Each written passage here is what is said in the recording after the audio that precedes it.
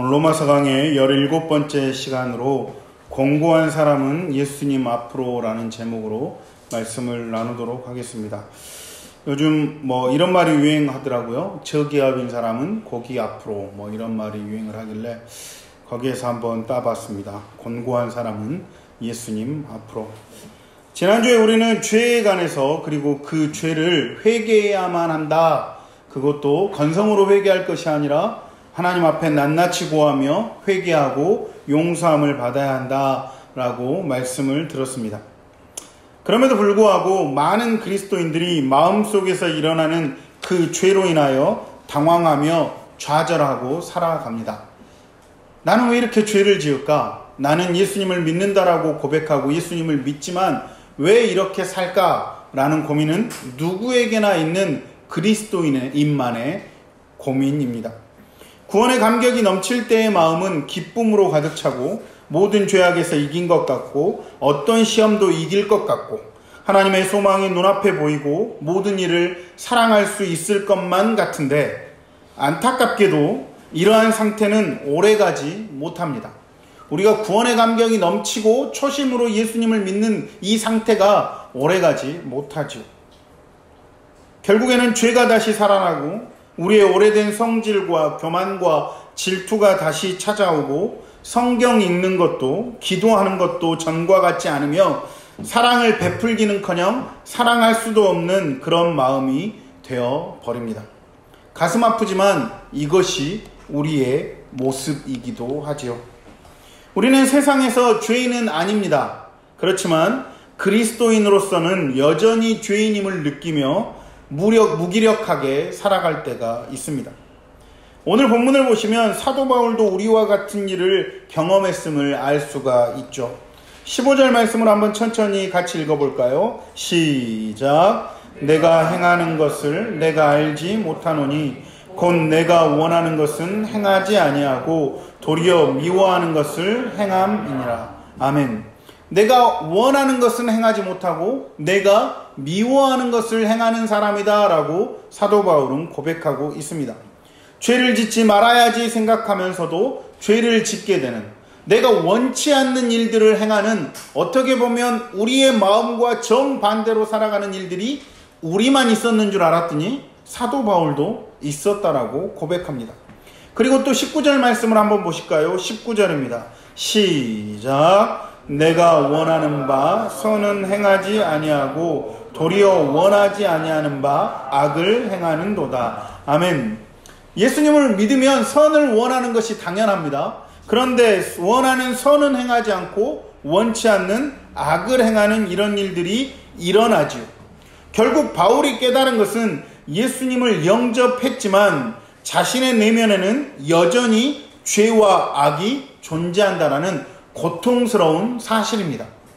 바울만 그럴까요? 우리도 마찬가지죠.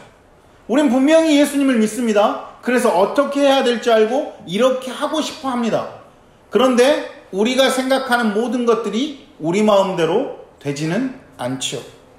이 사실을 통해서 깨달은 바를 바울은 21절에서 이렇게 이야기합니다. 21절입니다. 시작. 그러므로 내가 한 법을 깨달았노니 곧 선을 행하기 원하는 나에게 악이 함께 있는 것이로다. 아멘. 선을 행하는 길을 원하는 나에게 뭐가 함께 있다고요? 악 또한 함께 있다라는 것입니다. 악이 구원받은 자신을 여전히 죄짓게 만들 수 있다는 사실을 인정하고 있습니다. 이와 같은 내용이 오늘 본문에서는 계속해서 나타나고 있습니다. 17절을 보십시오. 이제는 그것을 행하는 자가 내가 아니요 내 속에 거하는 죄니라. 내가 원하는 바를 하지 못하게 하는 것이 뭐라고요? 죄라고요. 또 20절 말씀을 보십시오. 만일 내가 원하지 아니하는 그것을 하면 이를 행하는 자가 내가 아니요 내 속에 거하는 죄니라. 왠지 핑계대는 것 같지만 그렇지 않고 죄와 악이 우리 안에서 공존하며 그것들을 행하게끔 계속해서 유혹한다라는 것입니다.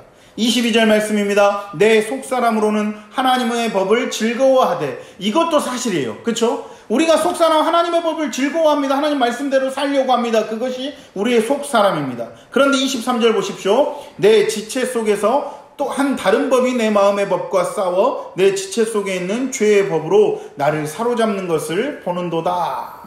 그러니까 나의 속마음은 하나님의 말씀대로 살아가려고 하지만 우리의 모습은 또 반대로 악이 있어서 악 또한 행하고 살아간다는 거죠.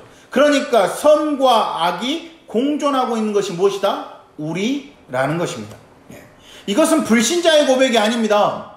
바울의 고백이고 많은 그리스도인들, 우리가 이런 실패와 좌절을 경험하고 삽니다.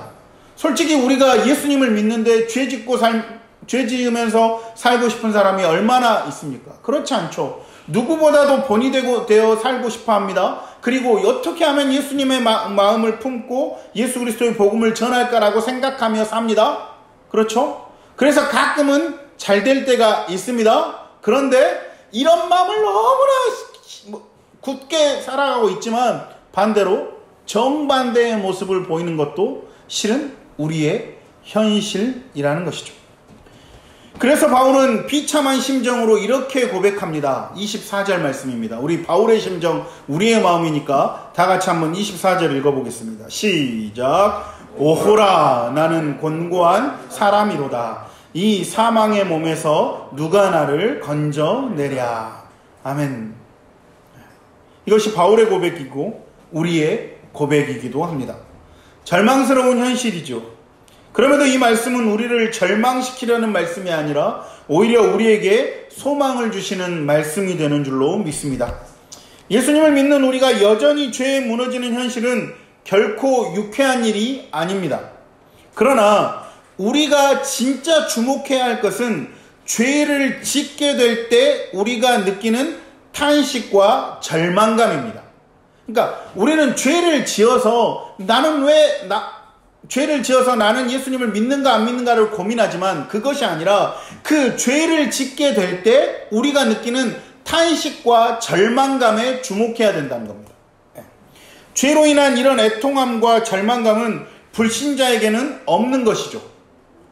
영생을 얻은 사람에게만 있는 것이므로 이것 또한 소망이 될 수 있습니다.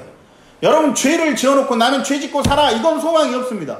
그런데 죄를 지어놓고 도대체 내가 왜 그랬을까? 예수님을 믿는 내가 도대체 왜 그랬을까 하는 절망감과 탄식이 있다라면 오히려 이것은 소망이 될 수 있습니다. 에베소서 4장 30절 말씀에 이런 말씀이 있습니다. 하나님의 성령을 근심하게 하지 말라. 하나님의 성령을 근심하게 하지 말라. 그 안에서 너희가 구원의 날까지 인치심을 받았느니라. 구원의 날까지 예수님의 것이라고 확정이 되었으니까 뭐 하지 말라고요? 성령님을 근심케 하지 말라라고 말씀하셨습니다.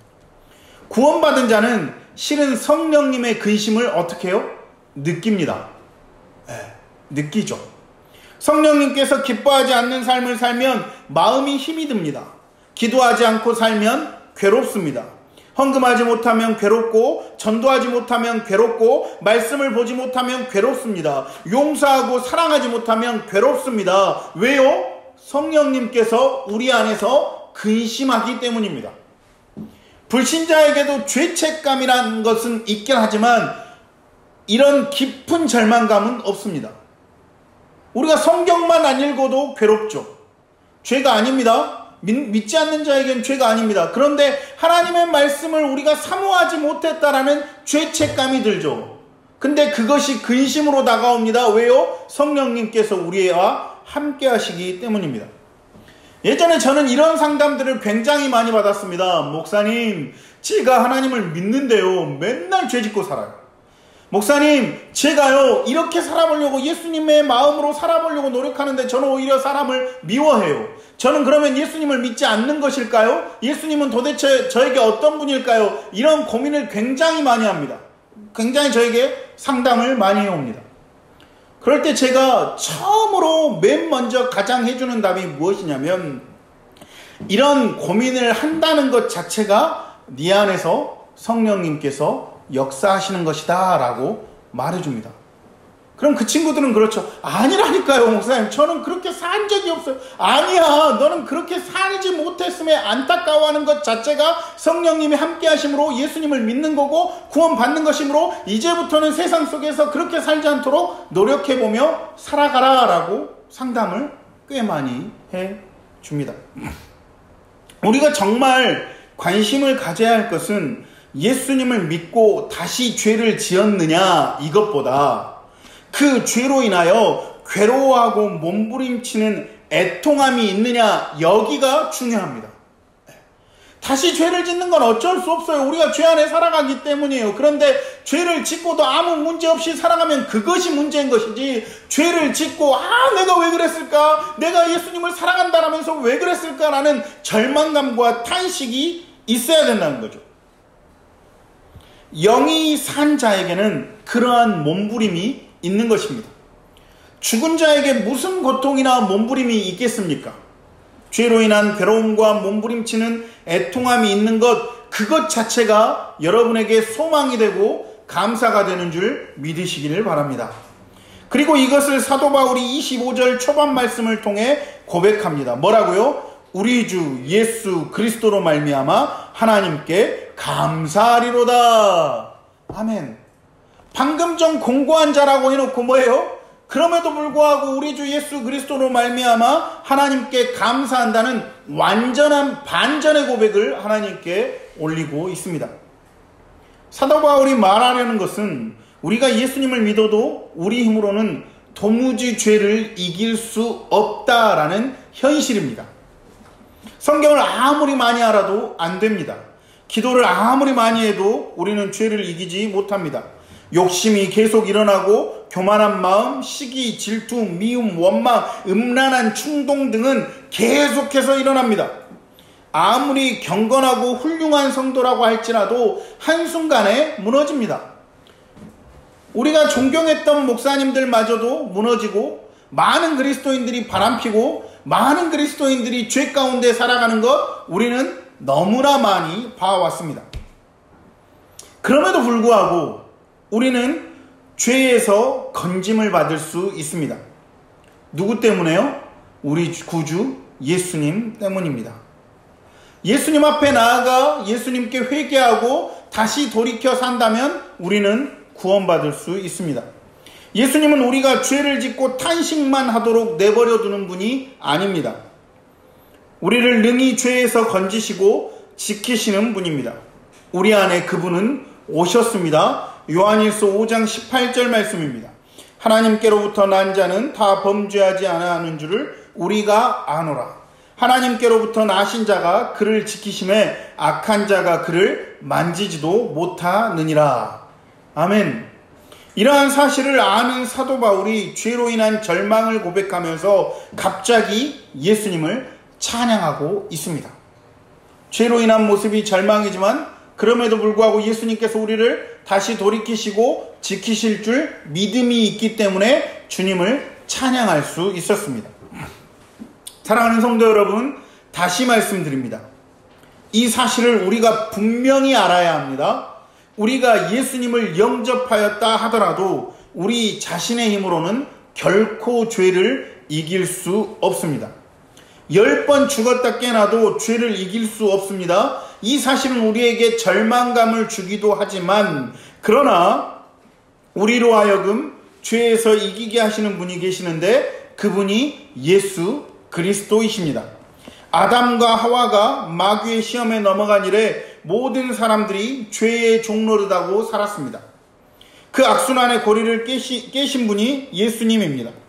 예수님도 광야에 나가 마귀의 시험을 받으셨죠. 그러나 그 시험을 이기셨습니다. 그 주님이 우리 안에 오셨습니다. 그러므로 누구든지 주님 안에 있는 자는 마귀의 시험을 이기고 죄의 권세에 끌려 살지 않을 수 있게 되었습니다. 육신의 종노릇하던 옛사람이 주 예수님과 함께 십자가에서 죽었기 때문입니다.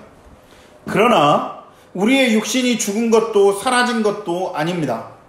우리가 죄가 깨끗해졌고 예수 그리스도로 인해서 구원받은 것이 사실입니다만 육신은 아직도 죽은 것도 아니고 사라진 것도 아닙니다. 육신의 역사는 여전히 만만치 않습니다. 생각해 보십시오. 온 인류가 꼼짝없이 종노릇하던 그 죄성이 누구에게나 있습니다. 그러니까 예수님을 믿는 우리도 휘청할 때가 많고 넘어지기도 합니다.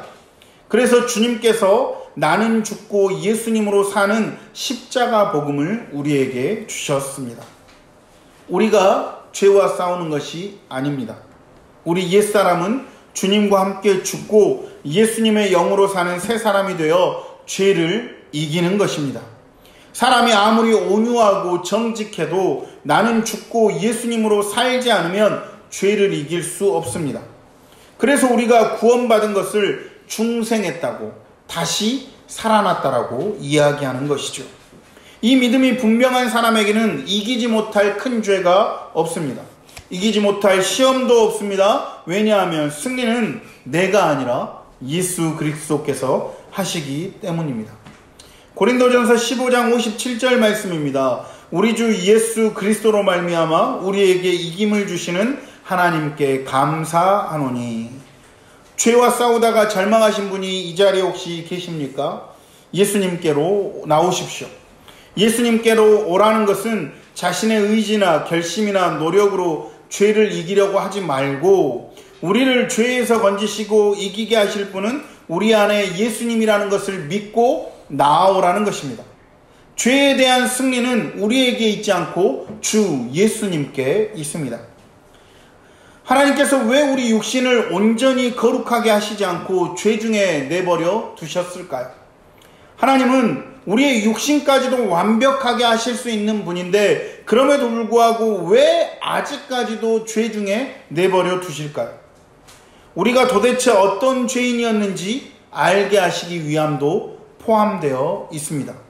우리가 어떤 죄인이었는지 계속해서 깨달아 알고 예수님만을 붙잡게 살기 위해서 죄 중에 놓으셨다라는 말씀입니다. 그렇다면 우리는 교만할 수 없습니다. 자랑할 수도 없습니다. 어떤 죄인도 용서하고 사랑하지 않을 수 없습니다. 그리고 우리의 육신을 통하여 악의 존재와 지옥의 실상을 보게 됩니다. 그러므로 충격을 받게 되죠. 그래서 더욱더 주님을 의지할 수 있게 되는 것입니다. 그러면서 사도 바울은 25절 후반부에서 이렇게 고백하죠. 25절 후반부입니다. 그런즉 내 자신이 마음으로는 하나님의 법을, 육신으로는 죄의 법을 섬기노라 라고 말씀합니다. 이 구절에서 우리가 주목해야 할 것은 마음으로는 하나님의 법을 섬긴다라고 한 것입니다. 이 말은 하나님의 법에 대하여 한번 생각해 봤다, 공부해 봤다, 관심이 있다 정도의 말이 아닙니다. 육신은 죄의 법을 섬기지만 마음만큼은 하나님의 법을 섬긴다라는 것이죠. 육신이 중요할까요? 마음이 중요할까요? 물론 둘 다 중요하긴 합니다만 이 문장에서 비교하는 것은 마음이 중요하다는 것, 마음이 키가 된다는 것을 우리에게 말씀해주고 있습니다. 인생은 마음이 결정합니다. 그리스도인의 마음에는 전쟁이 있습니다. 영적 전쟁이죠. 전쟁을 이상하게 여기지 말고 괴롭다 힘들다 하지도 말아야 합니다. 오히려 죄악과 전쟁하게 된 것을 감사해야 합니다. 전에는 전쟁이 아니었습니다. 실은 일방적으로 죄에 끌려다니면서 살았죠. 우리가 전쟁할 힘이 어디 있었습니까? 그냥 죄가 하란 대로, 사탄이 하란 대로 살았던 몸들입니다. 그러나 이제는 전쟁을 할 수 있게 되었습니다. 해볼만 합니다.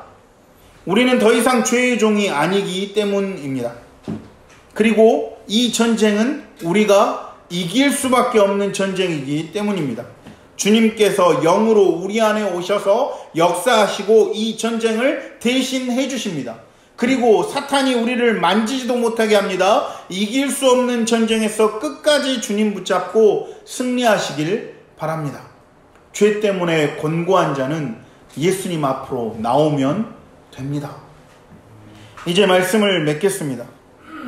하나님께서 동생 아벨에게 질투가 나서 동생을 죽이고 싶은 마음으로 흔들리는 가인에게 창세기 4장 6절 7절에서 이렇게 미리 말씀해 주십니다. 경고를 하셨습니다. 뭐라고요? 여호와께서 가인에게 이르시되 네가 분하여 함은 어찌됨이며 안색이 변함은 어찌됨이냐. 네가 선을 행하면 어찌 낯을 들지 못하겠느냐? 선을 행하지 아니하면 죄가 문에 엎드려져 있느니라. 죄가 너를 원하나 너는 죄를 다스릴지니라. 가인이 아벨을 죽이기 전에 이미 하나님께서 경고하셨습니다. 너를 돌아봐라. 네가 잘못한 것이지 아벨이 잘못한 것이 아니고 너를 돌아봐라. 내가 안 받은 것이다. 네가 잘못한 것이다 라고 말씀해 줍니다. 그런데 결국 가인은 어떻게 했습니까? 동생 탓을 하며 동생을 죽였습니다. 사랑하는 성도 여러분, 실은 이 모습이 우리의 모습입니다. 베드로가 땅 판 것이 아까워 거짓말로 헌금한 아나니아와 삽비라를 책망했습니다. 사도행전 5장 3, 4절 말씀입니다. 베드로가 이르되 아나니아야 어찌하여 사탄이 네 마음에 가득하여 네가 성령을 속이고 땅값 얼마를 감추었느냐. 땅이 그대로 있을 때에는 네 땅이 아니며 판 후에도 네 마음대로 할 수가 없더냐. 어찌하여 이 일을 내 마음에 두었느냐. 사람에게 거짓말한 것이 아니오 하나님께로다. 여러분, 아나니아와 삽비라는요 재산의 절반을 드렸습니다. 이게 죄일까요? 죄가 아닙니다. 이 말씀에서도 뭐라고 말씀합니까? 얼마 했느냐 갖고 책망하십니까? 그렇지 않습니다. 왜? 거짓말했느냐라고 말씀하시죠. 거짓말한 것은 하나님께 했다라고 말씀하십니다. 또 한 번 죄송합니다. 우리 이야기입니다. 사랑하는 성도 여러분, 죄사함을 받았다는 믿음만으로는 죄를 이길 수 없습니다. 우리가 죄를 이기려면 우리 옛사람이 예수님과 함께 죽었으며 주 예수님이 우리 안에 오셔서 우리의 생명이 되셨음을 분명히 믿어야 합니다. 그리고 24시간 주님이신 예수님을 바라보아야 합니다. 이것이 마음으로 하나님의 법을 섬기는 것입니다. 그때 우리는 진심으로 주님이신 예수 그리스도께 감사하고 찬양할 수 있게 됩니다. 뭐라고요? 우리 주 예수 그리스도로 말미암아 하나님께 감사하리로다. 우리의 매일 24시간 하루하루를 주님과 동행하며 마음으로 하나님의 법을 섬기며 주님이 주시는 능력으로 죄를 이겨나가 주님께 감사하며 찬양하는 우리의 모습이 될 수 있기를 주님의 이름으로 축원합니다. 권고한 자 예수님 앞으로 기도하겠습니다.